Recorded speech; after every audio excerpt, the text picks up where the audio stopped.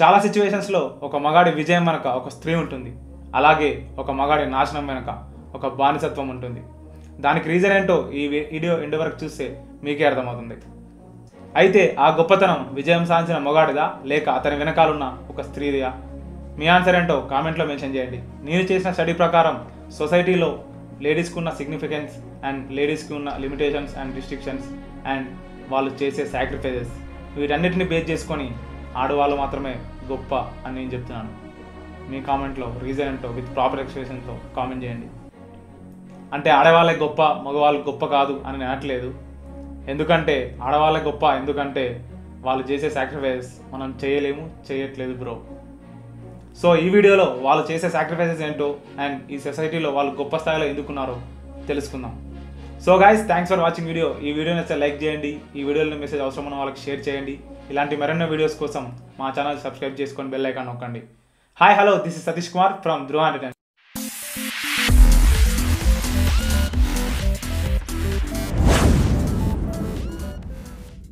మనం బతుకుతున్న సమాజంలో గొప్ప స్థాయిలో ఉన్న ప్రతి ఒక్కరి వెనకాల చాలా సాక్రిఫైస్ ఉన్నాయి. ఆ సాక్రిఫైస్ అనేది టైం అవ్వచ్చు, ఎఫర్ట్స్ అవ్వచ్చు, అండ్ కొన్ని ఇష్టాలు అవ్వచ్చు, కోరికలు అవ్వచ్చు, ప్రాణం అవ్వచ్చు, కొన్నిసార్లు జీవితం మొత్తం కూడా కావచ్చు.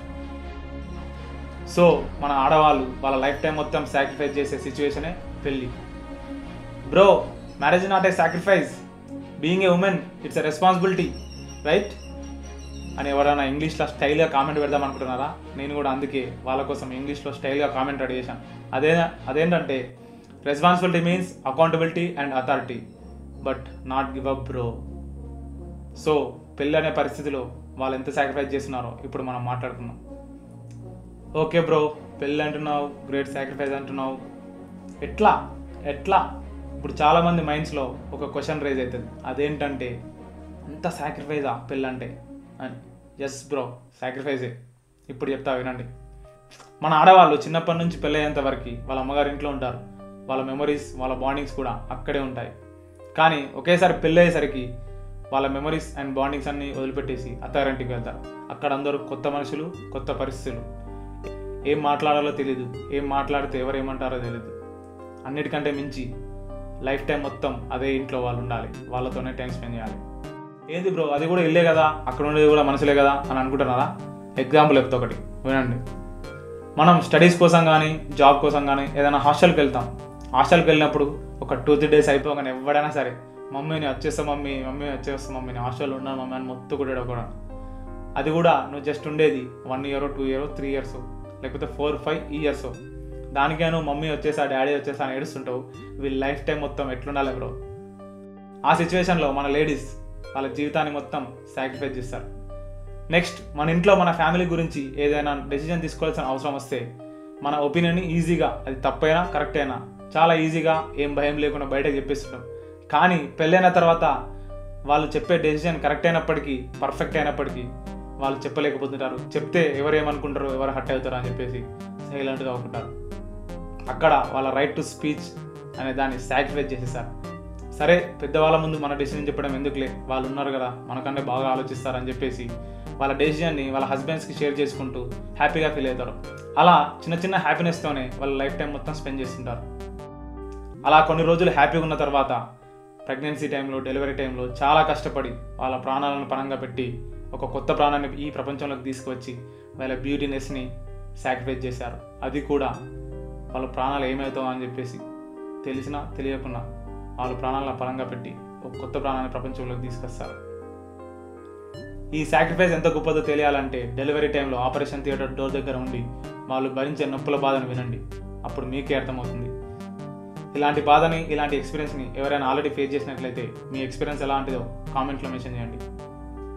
ఓకే, పిల్లలు పుట్టేశారు, సంతోషం, చాలా సంతోషం. నెక్స్ట్ ఏంటి? ఫ్యామిలీలో ఎట్లాగో ఖర్చులు పెరుగుతాయి కానీ శాలరీ మాత్రం పెరగదు. సో అలాంటి టైంలో వాళ్ళ హస్బెండ్స్కి హెల్ప్ చేయడానికి, జస్ట్ ఏదో ఫైనాన్షియల్గా సపోర్ట్ ఉండడానికి, వాళ్ళకి ప్యాషన్ ఉన్న ఫీల్డ్లో ఏదో ఒక జాబ్ చేద్దామని ట్రై చేస్తుంటారు. కానీ ఇంట్లో పిల్లలు ఉంటారు, హస్బెండ్ డ్యూటీకి వెళ్ళి వస్తాడు, వాళ్ళకు సేవలు చేయాలి, వంట చేయాలి, అన్ని పనులు చేయాలి, ఇల్లు చూసుకోవాలి, అండ్ వీళ్ళ హెల్త్ కాపాడుకోవాలి. సో ఇవన్నీ సిచ్యువేషన్లు ఉన్నాక జాబ్ ఇంకెట్లా చేస్తాం? సో వాళ్ళు జాబ్ చేయలేక జస్ట్ ఇంట్లోనే ఉండి ఏదో ఒక పని చేసుకుంటూ చిన్నగా డబ్బు సంపాదించుకుంటూ వాళ్ళ హస్బెండ్కి సపోర్ట్ ఉంటారు. ఇట్లా మన ఆడవాళ్ళు వాళ్ళ జాబ్ని కూడా, వాళ్ళ ఇష్టం వచ్చిన జాబ్ని కూడా సాక్రిఫైస్ చేస్తారు. సరే, ఏదో ఒకటి జాబ్ అయితేంది, వర్క్ అయితేంది, ఆఫీస్లో అయితేంది, ఇంట్లో అయితేంది, డబ్బులు అయితే వస్తున్నాయి కదా, సరే ఆ డబ్బులను కష్టపడి సంపాదించుకొని ఎక్కువ సేవ్ చేసుకుందాం అని చెప్పేసి మన పోపు డబ్బాలను, గాజుల డబ్బాలను పెట్టుకొని గట్టిగా కాపాడతారు. కానీ ఇంట్లో ఏదో ఒక ఫైనాన్షియల్ క్రైసిస్ వచ్చినప్పుడు వాళ్ళ హస్బెండ్కి ఆ డబ్బులు ఇచ్చేసి వాళ్ళ హస్బెండ్కి సపోర్ట్గా ఉండి వాళ్ళ ఇష్టం వచ్చిన కోరికలను, నచ్చిన వాటిని కూడా సాక్రిఫైస్ చేసేస్తారు.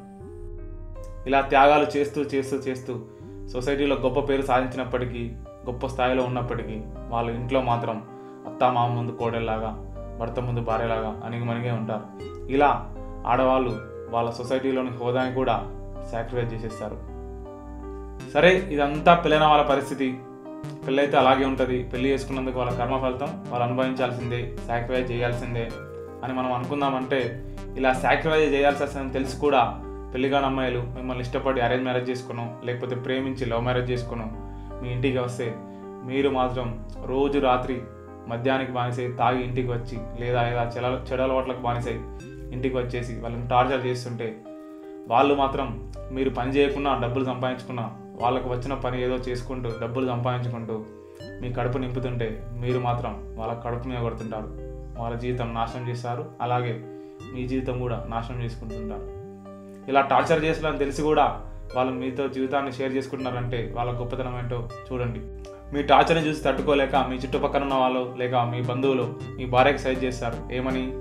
నువ్వు వీటిని వదిలేసి వెళ్తే చాలా హ్యాపీగా ఉంటావు, ఈ టార్చర్ నీకెందుకు, వదిలేసి వెళ్తే ప్రశాంతంగా ఉండొచ్చుగా, నీ లైఫ్ నువ్వు ఎంజాయ్ చేయొచ్చు కదా అని చెప్పినా కూడా వాళ్ళు మాత్రం మిమ్మల్ని వదిలిపెట్టకుండా నా భర్త ఏదో తాగిన మత్తులను కొట్టారని చెప్పేసి మనసుకు సర్ది చెప్పుకొని, అలాగే మీరు ఎంత టార్చర్ చేసినా, పని చేయకుండా, డబ్బులు సంపాదించుకున్నా వాళ్ళు మాత్రం కష్టపడి డబ్బులు సంపాదించి మీ కడుపు నింపుతూ ఉంటారు.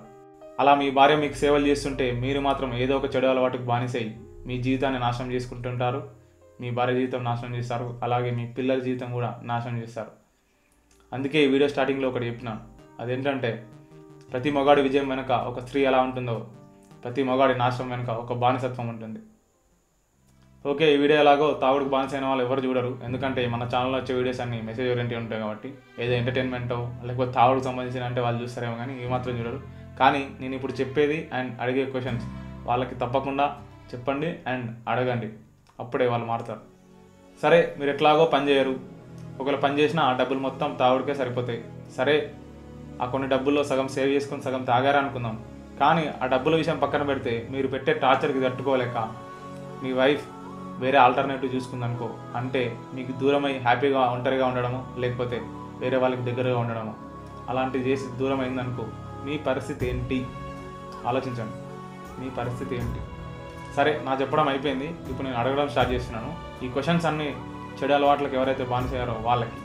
జస్ట్ ఇమాజిన్, ఈ క్వశ్చన్స్ అన్నీ మీకు మీరే వేసుకోండి. అసలు నువ్వు ఎక్కడ ఉంటావు, ఎక్కడ తింటావు, ఎవరితో ఉంటావు, అసలు నీకేమైనా అయితే నీది నువ్వు చూసుకోగలవా, నీ పని నువ్వు చేసుకోగలవా?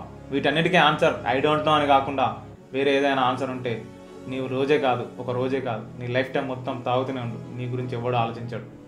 బట్ ఫైనల్ క్వశ్చన్, ఆ చెడు అలవాట్లకు బానిసై నువ్వు హ్యాపీగా ఉండగలవా అండ్ ఆరోగ్యంగా ఉండగలవా? నువ్వు ప్రేమిస్తే నీ లైఫ్లోకి నిన్ను ప్రేమించడానికి వచ్చిన వాళ్ళకి నువ్వు చూపించే ప్రేమ ఇదేనా? నువ్వు ఇచ్చే లైఫ్ ఇదేనా? నువ్వు సంతోషపెట్టేది ఇదేనా? జస్ట్ ఇమాజిన్ చేసుకున్నాక తెలుస్తుంది వాళ్ళ వాల్యూ ఏంటో, వాళ్ళ గొప్పతనం ఏంటో నీ లైఫ్లో. సో గైస్, ఈ వీడియో నచ్చితే లైక్ చేయండి, ఈ వీడియోలో మెసేజ్ అవసరమైన వాళ్ళకి షేర్ చేయండి అండ్ ఇలాంటి మరెన్నో వీడియోస్ కోసం మా ఛానల్ సబ్స్క్రైబ్ చేసుకొని బెల్ ఐకాన్ నొక్కండి. Thank you.